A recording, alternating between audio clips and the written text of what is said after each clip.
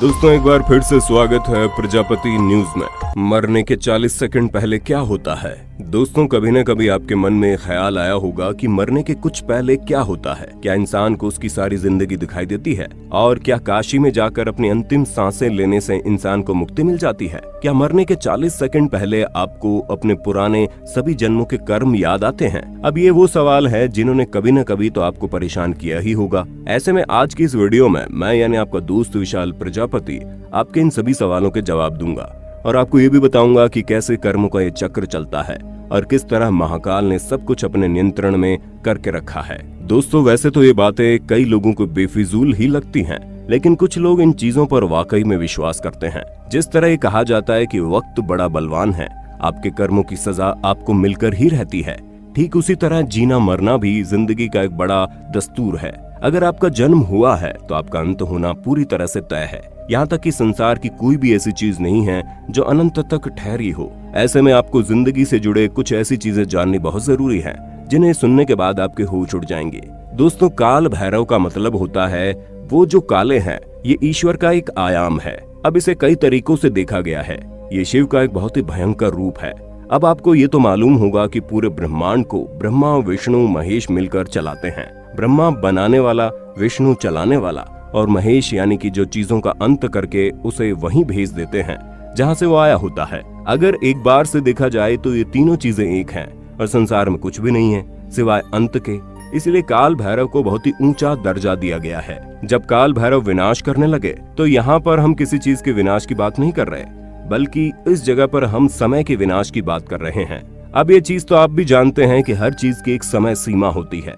हमारी ये वीडियो भी एक लिमिटेड समय तक चलेगी और आप YouTube भी एक लिमिटेड समय तक ही देखेंगे।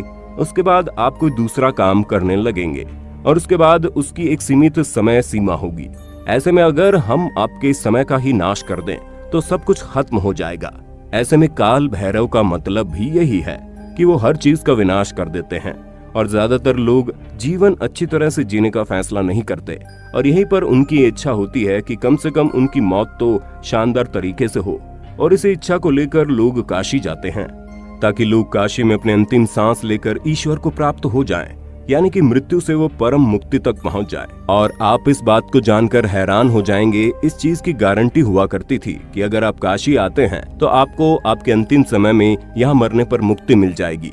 फिर भले ही आप अपनी पूरी जिंदगी में बेहद ही बुरे कर्म करने वाले इंसान क्यों न रहे हों। अब इसी चक्कर में तमाम बेकार लोगों ने यहाँ आकर अपना बसेरा करना शुरू कर दिया कि जब वो अपनी अंतिम सांस लेंगे तो उन्हें मुक्ति प्राप्त होगी। अब इसी चीज से काशी में बेकार लोगों की संख्या बढ़ने लगी, जिसके बाद शिवजी ने बोला ये जगह तो खराब होती जा रही है, क्योंकि इतने सारे बेकार लोगों की सोच और रहन सहन ने उस पवित्र जगह को खराब कर दिया और इसलिए शिव ने यह फैसला किया कि इसे कंट्रोल करना जरूरी है। दोस्तों जिसे आज भैरवी यातना कहते हैं, उसे शिवजी ने काशी में आने वाले इतने सारे बुरे लोगों को सबक सिखाने के लिए ही शुरू किया था। दोस्तों अगर यातना की शाब्दिक अर्थ में जाया जाए तो इसका मतलब होता है भयंकर पीड़ा।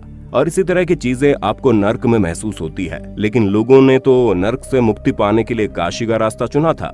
इसलिए शिवजी ने अपना दिमाग लगाया और भैरवी यातना की शुरुआत कर दी, जिसमें इंसान जब मृत्यु को प्राप्त होता है तो उसके 40 सेकंड पहले, फिर चाहे वो किसी भी वजह से क्यों न मर रहा हो, उम्र की वजह से, बीमारी की वजह से या फिर कोई एक्सीडेंटल मौत ही क्यों ना हो, इंसान बस मृत्यु के 40 सेकंड पहले इस भैरवी यातना को झेलता है, जिसमें उसे अपने न सिर्फ इस जन्म की जिंदगी के सभी कर्म, बल्कि उसने जितने भी जन्म लिए हैं उन सभी जिंदगियों के सभी कर्म उसकी आंखों के सामने आने शुरू हो जाते हैं। अब ये चीज तो आपने बहुत बार फिल्म वगैरह में देखी और सुनी होगी। मृत्यु से पहले जिंदगी एक बार फ्लैशबैक में चलती है और ठीक ऐसा ही असल जिंदगी में भी होता है। जो इंसान मृत्यु को प्राप्त होता है उसे अपनी सभी जीवन में किए गए कर्म बहुत तेज स्पीड में दिखाई देते हैं। ये पूरी चीजें इतनी ज्यादा रफ्तार में होती हैं कि इंसान जो खुशी के पल हैं वो भी ढंग से महसूस नहीं कर पाता और जो दुख के पल है वो भी ढंग से महसूस नहीं कर पाता। यहाँ उसे एक पल तो खुशी मिलती है, वहीं दूसरे ही पल उसे जिंदगी का वो सच दिखाई देता है जिसमें वो सबसे ज्यादा दुख और तकलीफ में होता है। और ये सारी चीजें इतनी तेज रफ्तार में होती हैं कि इंसान चाहकर भी उसे रोक नहीं सकता और इन सारी चीजों को देखने के बाद उसके अंदर का इंसान जाग उठता है और वो वापस से अपनी गलतियों को सुधारने और अपने द्वारा किए गए अच्छे पलों को फिर से जीने के लिए मौत को नकारना चाहता है, और वो चाहकर भी ऐसा नहीं कर सकता। और यही उसकी सबसे बड़ी तकलीफ होती है कि आपको पता है आपने कहाँ गलतियां की हैं, आपको पता है आप क्या और अच्छा कर सकते थे, लेकिन आप चाहकर भी कुछ नहीं कर सकते क्योंकि अब सब कुछ खत्म होने को आया है। और ये भावना अपने आप में बहुत ही ज्यादा दर्दनाक होती है, जिसे शिवजी ने बनाया ही इसीलिए है ताकि इंसान को पता रहे उसने कब क्या और किस तरह से गलत और सही चीजें की है, और वो मृत्यु के बाद अपने आप से बिल्कुल स्पष्ट रूप से सच बोले और अपने सच को पहचान सके। अब कई लोगों को हमारी ये बातें फिजूल की लग सकती हैं, लेकिन दोस्तों आप इस सच को झुठला नहीं सकते कि मरने से पहले आपके अच्छे बुरे सारे कर्म आपके सामने आएंगे, तब आप चाहकर भी उसे कभी ठीक नहीं कर पाएंगे। इसलिए एक अच्छे इंसान बनिए, जितना हो सके दूसरों के चेहरे पर खुशी लाने की कोशिश कीजिए। ईश्वर भी इन चीजों से खुश होता है। बाकी आपका इस पर क्या कहना है हमें कमेंट में जरूर बताना। इसी तरह की इंटरेस्टिंग वीडियोस को लगातार देखते रहने के लिए चैनल को लाइक, शेयर और सब्सक्राइब करना बिल्कुल ना भूलें। हम फिर मिलेंगे नई वीडियो में, तब तक के लिए जय हिंद, जय भारत। दोस्तों आपकी स्क्रीन पे 2 और वीडियोस दिख रही हैं, जिसे देखने के लिए आप इस स्क्रीन पर क्लिक करें। दोनों देखिएगा, बहुत अच्छी वीडियो बनी है।